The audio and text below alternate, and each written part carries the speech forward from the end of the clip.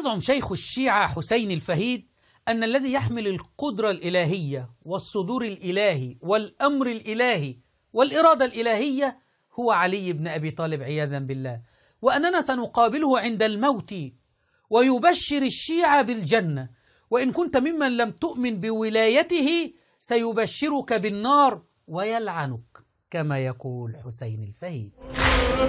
قل إن الموت الذي تفرون منه فإنه ملاقيكم، يعني الذي يحمل القدرة الإلهية والذي يحمل الإرادة الإلهية والأمر الإلهي والصدور الإلهي مهما فررتم عنه فهو ملاقيكم إلى آخر نفس من حياتكم راح تشوفونه.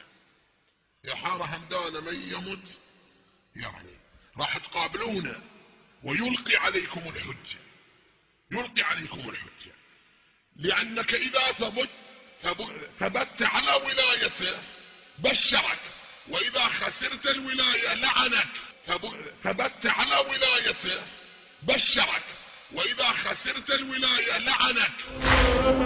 يتفننون باللعب بآيات الله تبارك وتعالى وبتغييب عقول عوامهم، لكن لا تتعجب إنها عمائم مزيفة.